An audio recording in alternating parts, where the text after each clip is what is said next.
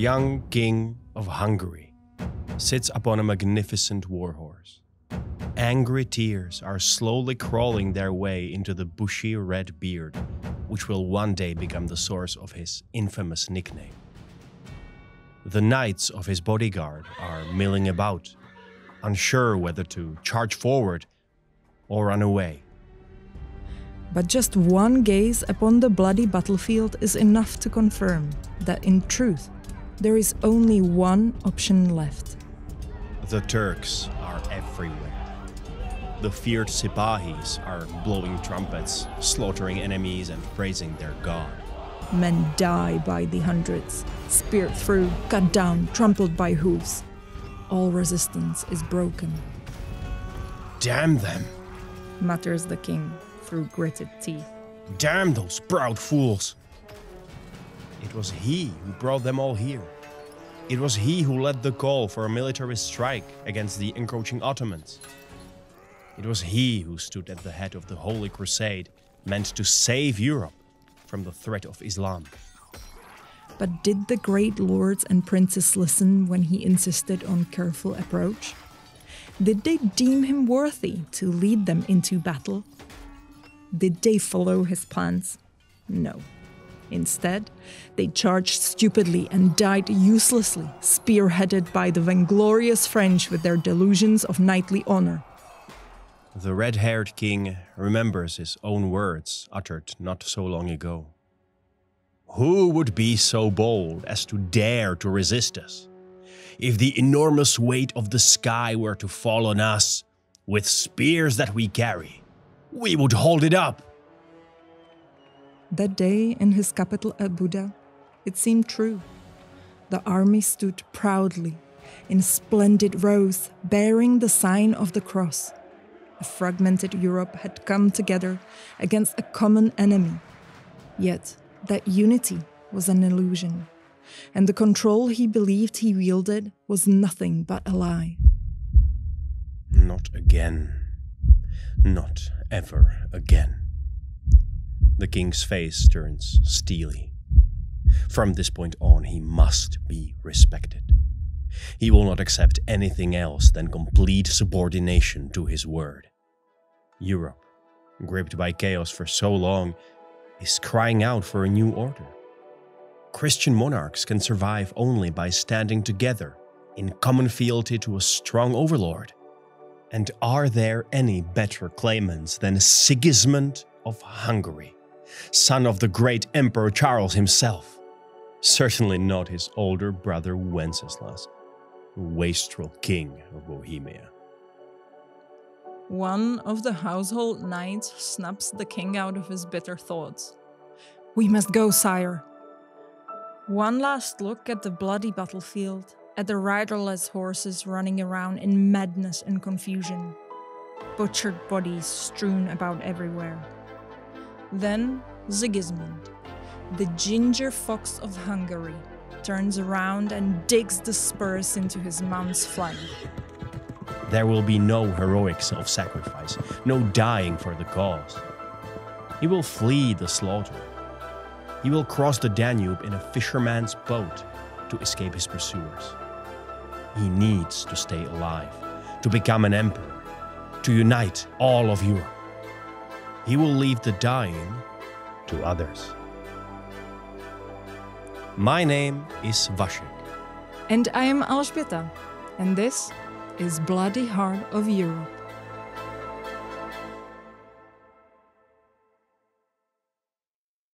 Sigismund was the second son of Charles of Luxembourg, the great emperor of the Holy Roman Empire, second not only in succession, but also in love and care. His half-brother Wenceslaus was in every way the preferred child. Charles tells us in his letters that his firstborn's coming was, quote, like the rising of the dawn that drives away the mist. No such grand words for Sigismund. No missives to the European ruling elite at all. No 4 kilograms of pure gold given to Aachen's cathedral as a token of gratitude. As the saying goes, Wenceslaus was the heir, Sigismund was the spare. Sigismund may have been strictly secondary in the emperor's dynastic plans, but Charles was so influential and so highly respected that even his least favorite son got a huge chunk of the European pie.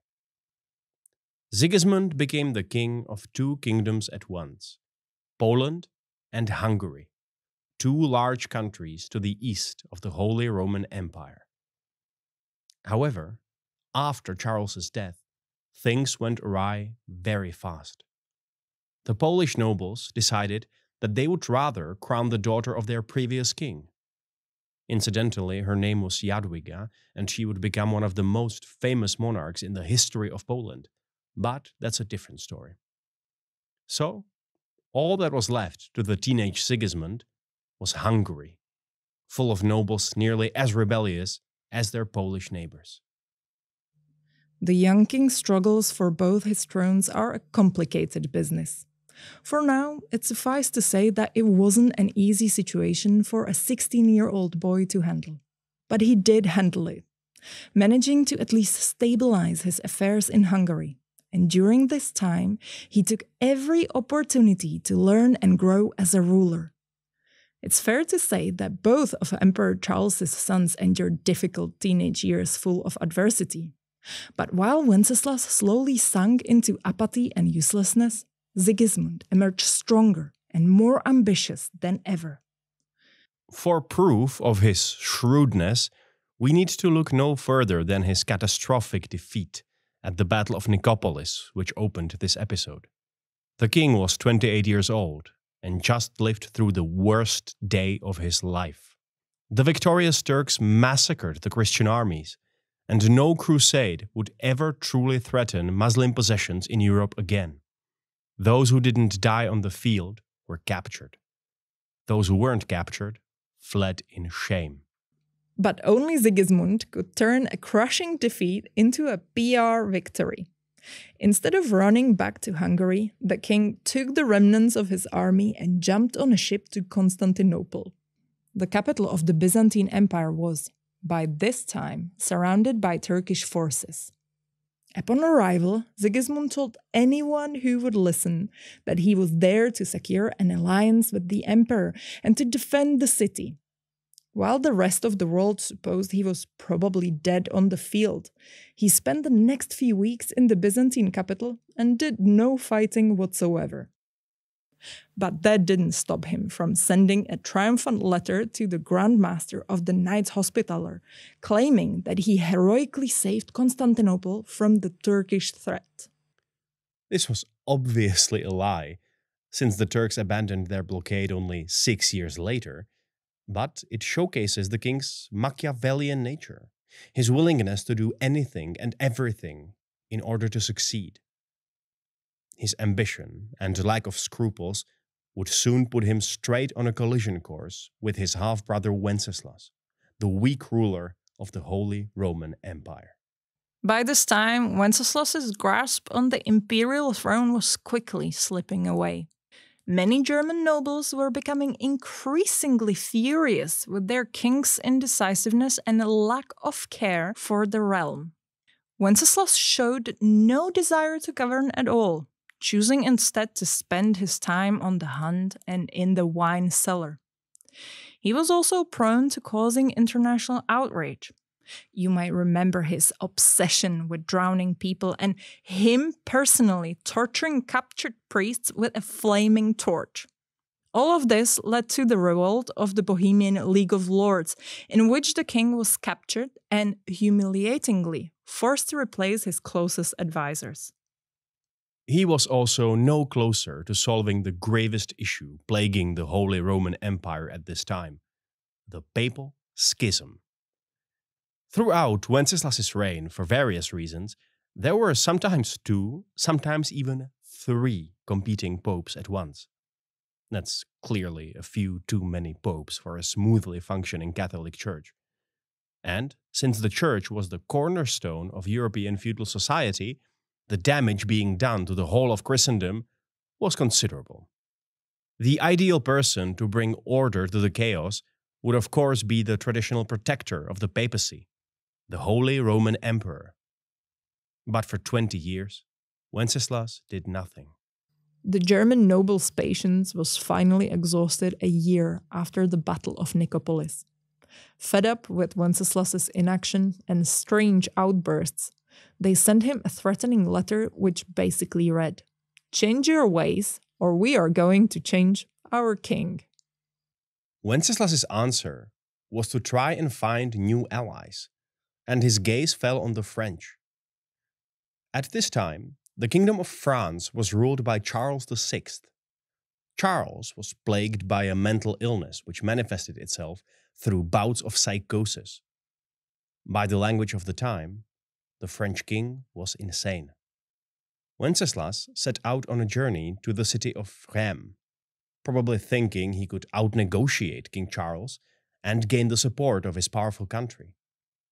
At the very least, there was no chance of fresh scandals. After all, how wild would your behavior have to be to overshadow the whims of a madman? Unfortunately, causing maximum embarrassment was a challenge King Wenceslas was always up to. Straight after he arrived in Reims, he got so terribly drunk that for 3 days he couldn't even attend the feast prepared in his honor. Some minor agreements were signed, but in the end, Wenceslas didn't accomplish any of his main goals, and he was still no closer to resolving the papal schism. In summary, Wenceslas's position within the empire was fragile. The German nobles were still angry, and many felt that a king of the Romans and a future Holy Roman Emperor should be someone more competent.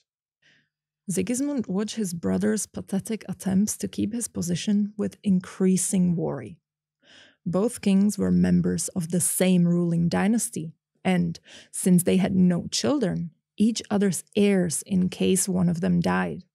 Letting Wenceslas lose the Roman crown would significantly decrease the power of the House of Luxembourg, and by extension, Sigismund. He urged Wenceslas to ride to Rome and have the Pope at last crown him the Holy Roman Emperor, the prestigious upgrade to the title of the Roman king. But as usual, when it came to Wenceslas, he ignored good advice and stayed at home instead. So, the inevitable happened. 5 of the 7 prince-electors, the nobles with the power to select the king of the Romans, decided to strip Wenceslas of his title. Instead, they chose one of their own for the new ruler, Rupert III of the Palatinate. Among the reasons was the fact that the deposed king was, quote, useless, lazy, and completely unfit for the Roman Empire, end quote. Not something Wenceslas would put on his resume, to be sure. He was, by the way, invited to the negotiations. He elected not to come. Wenceslas didn't take the news well. According to sources, the messenger who brought him the letter almost didn't survive the experience. Wenceslas exploded into a murderous rage and ordered his underlings to execute the poor man. How else than by drowning? It took the combined efforts of his courtiers to dissuade him from the idea. The king then declared his intention to travel to Germany and solve everything. But as always, when faced with a difficult task, he soon changed his mind and decided to do nothing instead. All of his future limp efforts to save his crown went nowhere as well. He was still the king of Bohemia, but he would never again sit on the throne of the Holy Roman Empire. Sigismund must have been exasperated. He watched his brother, the favored child, the chosen heir, slowly throw everything away through weakness and incompetence. Yes, Wenceslas hadn't had it easy, but neither did Sigismund. And while his older brother sank deeper and deeper into lethargy, Sigismund thrived, and every challenge he overcame made him a better ruler. We have no surviving documents detailing what went through Sigismund's head, but you can clearly sense his anger in the way he acted afterwards.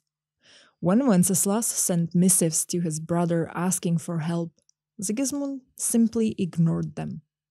The silence was so threatening that Wenceslaus started to fear his brother could attack him and try to snatch Bohemia for himself. The king retreated to a castle in the countryside and fortified it to the best of his ability, convinced that Sigismund's army might be just around the corner. When the brothers finally met in person after a month-long standoff, things went poorly. Sigismund agreed to help Wenceslaus with his problems in the empire on several conditions. First, Wenceslaus had to finance any military campaign himself. Second, he had to grant Sigismund huge territories in the east. And third, Sigismund was to be irrevocably declared his brother's heir in Bohemia. The conditions were harsh, to say the least. But the way Wenceslaus reacted was wild. When he heard his brother's terms, he simply commanded his servants to prepare a horse. Then he mounted up and left without uttering a single word to his brother. Sigismund was confused for a moment and asked where his brother had gone. When the courtiers replied that the king had ridden off to the baths, Sigismund finally realized the truth. Wenceslaus wasn't going outside for a breath of fresh air to mull things over. This was a blatant insult, the rudest rejection imaginable. Now it was Sigismund's turn to explode with rage. He made no rash decisions just yet, however. Instead, he patiently retreated back to the Kingdom of Hungary, dealt with his own issues, and waited for the right moment. Meanwhile, Wenceslaus tried to solve the problem of his lost Roman crown all on his own, and he, predictably, failed. In fact, he failed so spectacularly that he almost lost Bohemia as well, when the new Roman king Rupert arrived with an army. In the end, Wenceslaus was saved by his own nobles of the League of Lords, who helped him out, in exchange for more concessions, of course. Wenceslaus was hopelessly out of his depth, and he must have known it. He had no powerful friends, no reliable allies. The only things left to him were the crown on his head and a terrible reputation across Europe. This is when Sigismund swooped in with a bold idea for a new order in Bohemia. He offered his brother another deal. Wenceslaus could keep all his titles, call himself the King of the Romans and of Bohemia, live a life of prestige and luxury. And Sigismund? Well, he would take care of everything. He would assume the actual power in the Kingdom of Bohemia. He would make all the hard decisions. Wenceslaus would just stay silent and follow his lead. This would be a preposterous proposition for most European monarchs of the day. To freely give up all your power, to abandon your duties and become a glorified puppet? Unthinkable, dishonorable. But Wenceslaus, being Wenceslaus, he agreed. The worn-out king promised Sigismund his complete loyalty and obedience in all matters regarding the Kingdom of Bohemia. He would continue to be the king, but in name only. The true power in all the lands under the Luxembourg dynasty now lay with Sigismund. It was a move appreciated all around. The members of the League of Lords were happy with their new overlord. They saw him as a decisive ruler, a man of action, exactly what was needed after the utter chaos of the years before. Sigismund organized an assembly during which the Bohemian nobles had their grievances heard. Seeds of order, peace, and calm were being planted across the kingdom in disarray. Sigismund, unlike his older brother, never forgot his great father's vision for what Bohemia, the empire, and all of Europe should look like. And he was determined to make that vision a reality. He might well have succeeded, but he had Wenceslaus for a brother, and Wenceslaus had a real knack for making poor decisions. The 40-year-old king of Bohemia grew restless in his impotence. He became irritated by the loss of his power and by what he perceived was a Sigismund talking down to him. From Sigismund's letters, you can see why Wenceslaus would feel that way. The King of Hungary clearly saw his older brother as a naive, childish person who was better suited for patient, fatherly explanations rather than a debate of equals. For all we know, Sigismund's assessment was accurate. But Wenceslaus didn't like it, so he lashed out. In clear violation of the previous agreement with his brother, Wenceslaus started interfering with the kingdom's affairs. He sabotaged Sigismund's attempts to seize a number of castles and even instructed his allies to oppose his younger brother at every opportunity. Sigismund's patience with his brother's antics finally ran out, and when he snapped, his reaction was furious and decisive. He immediately ordered his men to place the king under arrest and pillage the royal court, seizing all the valuables, books, and documents. The shocked, unprepared king was easily captured and locked in Prague Castle with minimal fuss. Sigismund's soldiers also attacked the residence of the royal chamberlain in order to kill him and loot the king's treasury. The man managed to escape, but a significant amount of gold and silver fell to Sigismund. The King of Hungary then appointed a new chamberlain who steeply raised taxes in royal towns and monasteries. The Prague Jews suffered as well. Sigismund triggered a pogrom, meant to further bolster his finances. In short, he tried to rapidly consolidate his position because he knew the king's arrest would divide Bohemia and probably cause a civil war. But his actions were uncharacteristically rash, reminiscent of Wenceslaus's worst outbursts. He let himself be provoked into acting out of emotion, as opposed to sound strategy. Instead of calming the situation, he inflamed it, to the point when armed conflict in Bohemia was inevitable. So Sigismund came up with a cunning plan. He sent for Prokop's brother, Jošt of Moravia. The name might ring a bell. We talked about him in our previous episode as the relative of Wenceslaus, and a leading member of the League of Lords who rebelled against the king. This ambitious nobleman now marched with an armed force towards Bezděs. But instead of besieging or storming the castle, they came to offer terms. Prokop and his men would be allowed to leave freely if they gave up the castle without a fight.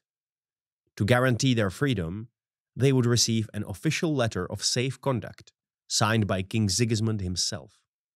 Compared to facing the king's army in battle, this offer must have seemed quite generous. Perhaps suspiciously so. And sure enough, it was a ruse. Once the defenders left the safety of the walls, Prokop was immediately apprehended and thrown in jail. The king's letter and his word turned out to be worth less than the paper on which it was written. Sigismund was probably very pleased with this outcome.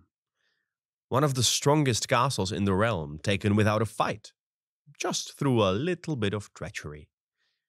But like many of Sigismund's cynical moves after the coup against Wenceslaus, it would have dire consequences. While the king celebrated, his cousin Jošt was fuming. Sigismund used him as a tool in the ploy against Prokop.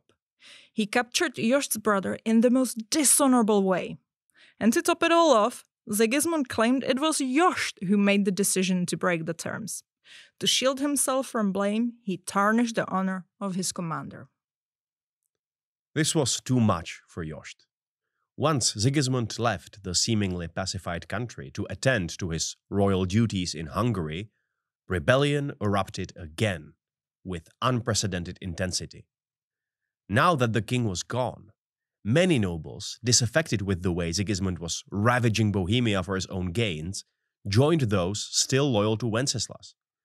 And when the rebels looked for a leader, Jošt stepped in. One of Sigismund's erstwhile servants turned into a bitter enemy, and the king had no one to blame but himself. Sigismund's grand plans were unraveling with breakneck speed. He thought he would rein in King Wenceslaus and make him cooperate. Instead, he had to capture him and jail him. He thought he would bring peace and stability to Bohemia, and instead, he brought war. He thought he would add Bohemia to his growing power base, and instead the locals openly rose against him. With every step of the way, Sigismund's solutions were becoming more and more radical. When he heard about Jost's rebellion, he decided on the most extreme act of all. He brought the Cumans to Bohemia. If you have played the hit video game Kingdom Come Deliverance, this might ring a bell. For those of you who haven't, the Cumans were formerly nomadic people of Turkic origins who settled in Hungary several generations before Sigismund's time. Germans called them the Pale Ones or the Blonde Ones, and they were rightfully feared. They were brutal, efficient warriors capable of fast movements, wholesale slaughter, and indiscriminate pillaging. This is exactly why Sigismund brought them to Bohemia, and they did what was asked of them. The Cumans quickly burned and murdered their way through the land. Some of their violent acts shocked the whole country, none more so than the sack of Kuttenberg, the richest city in the kingdom. The rebellious nobles, including Jost, were cowed by this display and asked for a truce. But it was a short-term victory for the Hungarian king. The Cumans' campaign forever destroyed Sigismund's reputation in Bohemia, not only among the nobles, but the general populace as well. During this time, he would become known as the quintessential villain, a treacherous, power-hungry killer. It earned him a new moniker, the Ginger Fox, after the cunning predator that kills without remorse. Any authority he hoped to wield in future would have to rest solely on fear, not sympathy. King Sigismund had burned all the bridges behind him. The old family ties were broken. He imprisoned his brother and saw his cousins rebel against him.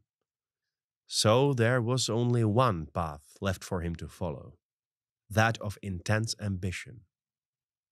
If Wenceslaus didn't have the mettle to be the king of the Romans, Sigismund would. If the rest of the House of Luxembourg failed, he alone would carry it to glory. He would get his opportunity soon. Rupert, the old king of the Holy Roman Empire, died. What does that mean for our story? Let's recap. Wenceslaus used to have 2 crowns. Due to his incompetence, he lost the throne of the Holy Roman Empire to Rupert. Of course, he still had 1 crown left. He ruled the smaller kingdom of Bohemia. But now all eyes turned to the more important imperial throne. It was suddenly vacant, and there had to be another king of the Romans, another ruler of the Holy Roman Empire. Someone completely new. Nobody in the empire wanted Wenceslaus back. So an election was needed. It was difficult to predict who the electors would choose. As was so often the case, the nobles were disunited and couldn't come up with a single preferred candidate. The imperial crown was at one point even offered to Henry IV, the King of England, who immediately declined. In the end, the electors couldn't reconcile their differences. The majority of them elected one king, the rest chose a different one. The 42-year-old Sigismund was the minority candidate, supported by 3 prince-electors, and he clearly lost. But what others might have taken as a decisive defeat, he considered an important step toward his ultimate goal. No, he technically didn't have the required majority, but if he called himself the king of the Romans anyway, who would stop him? He never put his foot off the gas, even presented with unfavorable circumstances. And he certainly wouldn't fret over the bizarre conditions of his election ceremony. You see, the ceremony was supposed to take place in a church in Frankfurt, but there was a problem. One of Sigismund's enemies, the Archbishop of Mainz, placed an interdict on the church in question, essentially desanctifying it, in an attempt to stop the election.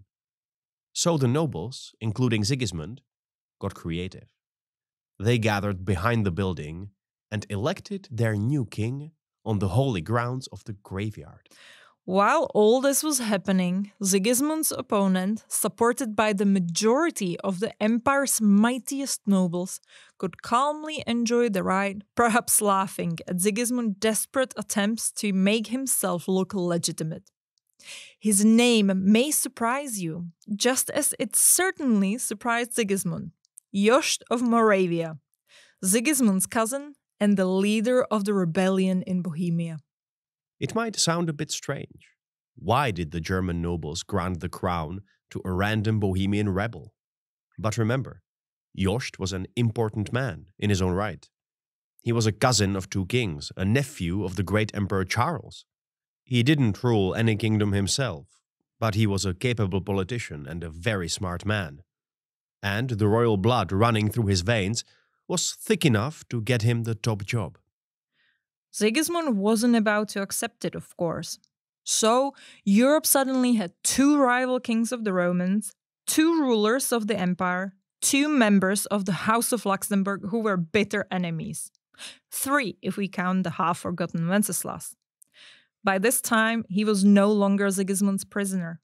He managed to escape from the imprisonment in Vienna and slipped back to Bohemia in disguise. He certainly wasn't a relevant candidate for the imperial throne, even though, in his inimitable style, he called himself the King of the Romans until his death. Meanwhile, another power struggle appeared to be brewing in the empire, one with significant implications for the civil war in Bohemia. What could Jošt do with his newfound authority? Could he challenge Sigismund and potentially seize control of Bohemia for himself? We will never know. 4 months into his rule, Jošt suddenly died. It's not entirely clear why. The causes may have been natural, as Jošt was in his 60s. But it cannot be disputed that one specific person greatly benefited from his death. Sigismund lost a dangerous foe, and the electors, finding themselves short of viable candidates, finally gave him their unanimous support. The empire's crown was his. He satisfied his ambition and would have made his late father proud. And what did it cost? Only his honor and the love of his subjects. He pillaged his homeland at the head of a foreign army. He fought, imprisoned, and perhaps murdered his relatives. A small price to pay for all his glorious achievements, wouldn't you say? Sigismund got what he wanted. He would no longer need to deal with the petty disputes of the Bohemian nobles, to bother himself with the sorry excuse for a king who was his brother. He had the empire, and little Bohemia would slide beneath his notice. Except it wouldn't.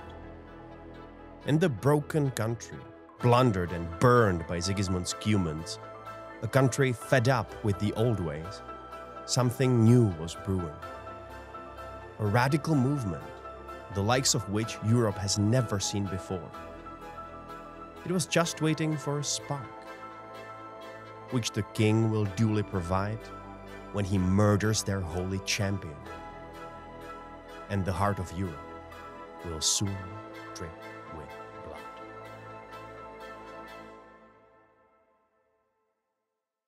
Ahoy everyone, Alžběta here. Thanks for listening to Bloody Heart of Europe. Before I go, we want to give a huge shout out to Bohumil Červený for his amazing support on Patreon. We truly appreciate it. If you would also like to support what we do, head over to patreon.com/bloodyheartofeurope-podcast or simply share us with your friends. Since we are just a team of two, every bit of support means the world. Thank you.